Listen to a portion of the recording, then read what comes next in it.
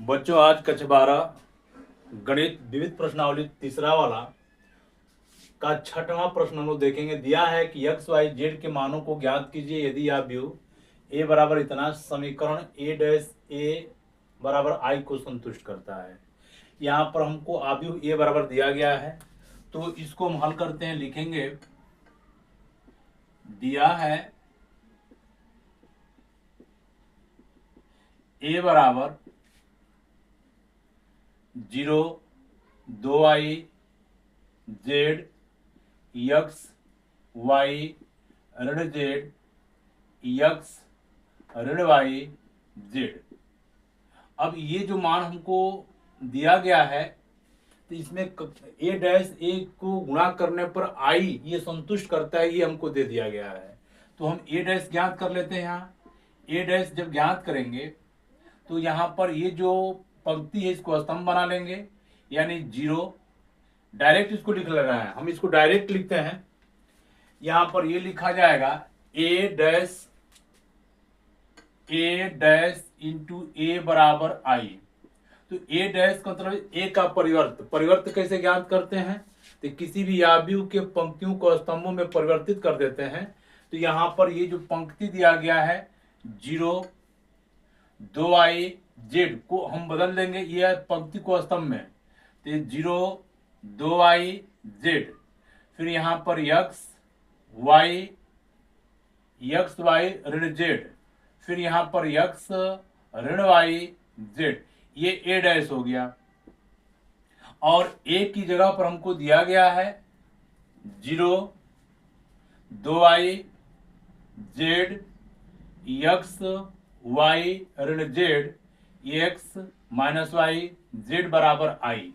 तो जो आई दिया गया है इकाई तत्सम का आव्यूह है, तो इसमें 3 पंक्ति 3 स्तंभ है, तो इसका जो आई होगा ये भी 3 पंक्ति 3 स्तंभ में इकाई आव्यूह होगा। यहाँ पर 1 1 0 0 0 1 0 0 0 1।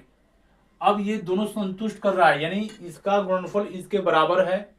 तो यहां से हमको एक्स वाई जेड का मान ज्ञात करना है, तो इसके प्रत्येक पंक्ति में प्रत्येक स्तंभ से गुणा करते हैं। किसी भी दो आव्यूह का गुणनफल का नियम जानते हैं कि पहले वाले के स्तंभों की संख्या दूसरे वाले के पंक्तियों की संख्या बराबर है, तो गुणनफल संभव है। अब इसके प्रत्येक पंक्ति में प्रत्येक स्तंभ से गुणा करते हैं। यहां पर गुणा करेंगे, देखो 0 में 0 का गुणा कर लेंगे 0, यक्स में इसका गुणा कर लेंगे एक्स स्क्वायर, इसका इसमें गुणा कर लेंगे एक्स स्क्वायर। प्रत्येक पंक्ति में प्रत्येक स्तंभ से, फिर इस पंक्ति में इसका भी कर ले रहा है, तो इसका इसमें गुणा कर लेंगे 0 प्लस इसका इसमें गुणा कर लेंगे एक्स वाई, इसका इसमें गुणा कर लेंगे माइनस एक्स वाई। फिर इसमें इसका करेंगे, ये हो जाएगा 0, इसका इसमें गुणा कर लेंगे माइनस जेड एक्स, इसका इसमें गुणा कर लेंगे प्लस जेड एक्स। अब इस पंक्ति में इसका करेंगे, इसका गुणा कर लेंगे 0, इसका गुणा कर लेंगे एक्स वाई, इसका गुणा कर लेंगे x y minus x Y.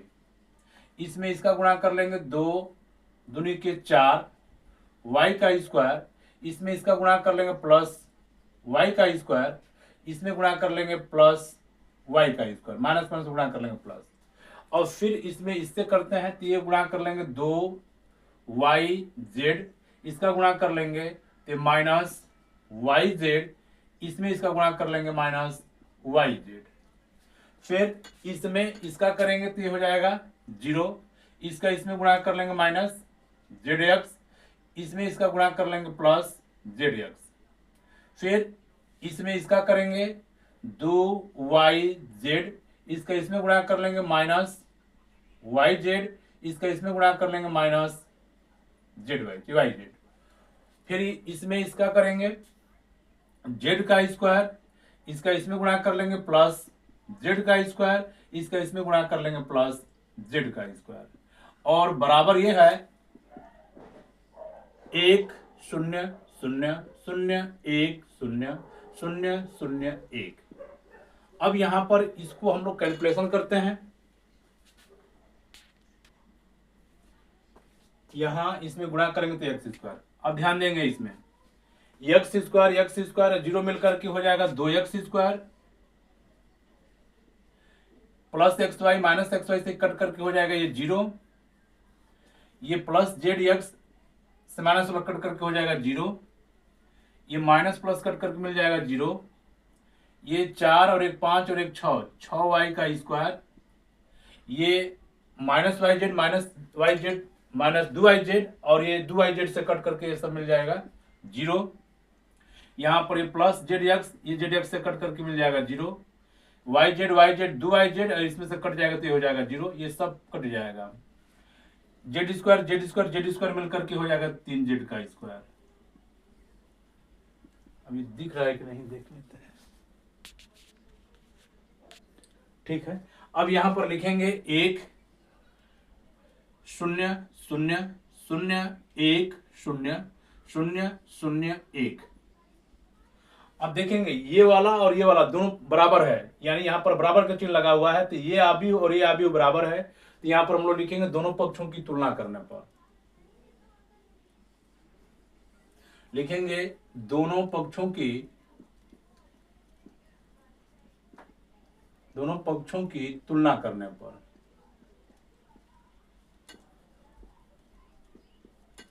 जब तुलना कर लेंगे तो इसका ये अवयव इसके बराबर, तो लिखेंगे 2x² बराबर 1, फिर इसको लिखेंगे, इसको देखेंगे 6y² बराबर 1, तो ये हो जाएगा 6y² बराबर 1, फिर ये वाला इसके बराबर 3z² बराबर 1। अब यहां से x² का मान निकालेंगे तो x² बराबर ये बटा में चला जाएगा 1/2, तो x बराबर निकालेंगे तो इसका वर्गमूल निकालेंगे प्लस माइनस 1/2, फिर यहां से इसको हल कर लेते हैं, ये हो जाएगा y का स्क्वायर बराबर ये बटा में चला जाएगा 1/6, तो y बराबर इसका वर्गमूल निकालेंगे प्लस माइनस करड़ी में 1/6, तो करड़ी में 1/6 ऐसे कर लेंगे, इसका वर्गमूल निकाल देंगे ये करड़ी में 6, फिर यहां से इसको हल कर लेते हैं, इसको जब हल कर लेंगे तो ये हो जाएगा z का स्क्वायर बराबर 1/3, तो z बराबर मिल जाएगा ये प्लस माइनस 1/3, तो यह x का मान, ये y का मान, ये z का मान, यही हमसे पूछा गया है, ये इसका उत्तर हो जाएगा। एक कड़ी में 2 होगा, ये वाला कड़ी में 2 होगा। चलिए देखते हैं इसके अगला सवाल को।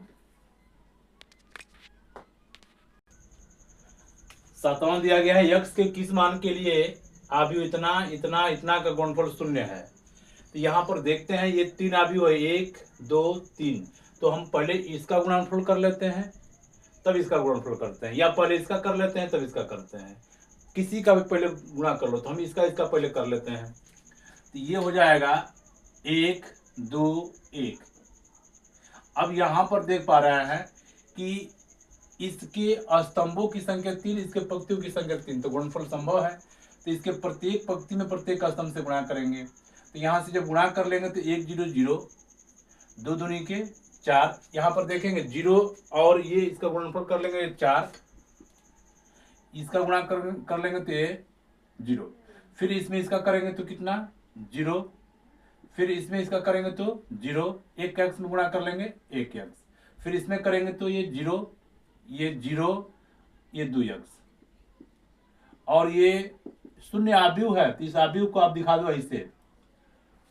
अब यहां पर देख पाते हैं कि यहां पर मिला है 1 2 1, और यहां से मिल रहा है 4 0 0 मिलकर के 4, ये मिल रहा है x, ये मिल रहा है 2x, अब ये हो जाएगा 0।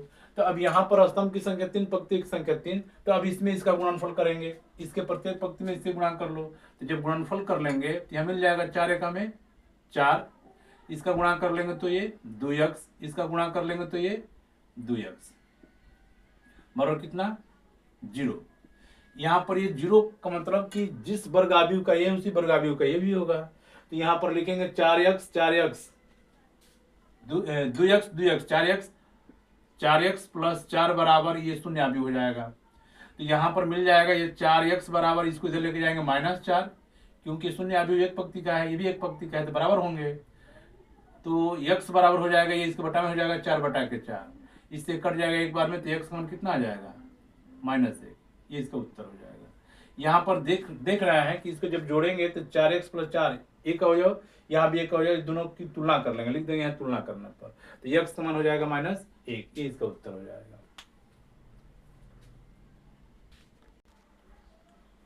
8वां सवाल दिया गया है कि यदि a बराबर 3 1 - 1 2 हो तो सिद्ध कीजिए कि इतना बराबर 0।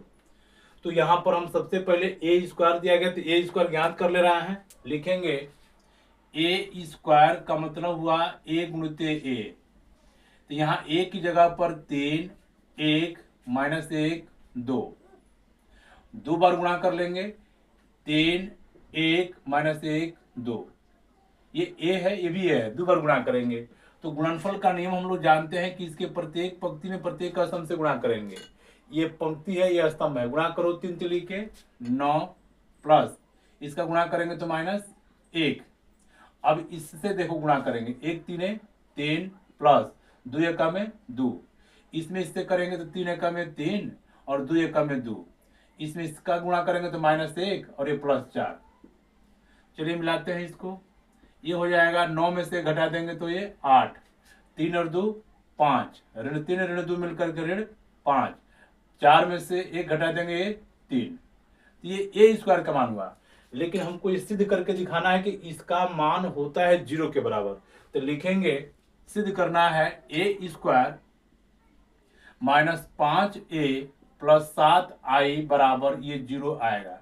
तो ए स्क्वायर की जगह पर हम लोग बताओ क्या लिखेंगे, 8 ये 5 ऋण 5 3 ऋण 5a की जगह पर लिखा जाएगा 3 1 ऋण 1 2 प्लस 7i की जगह पर लिखा जाएगा 1 0 0 1।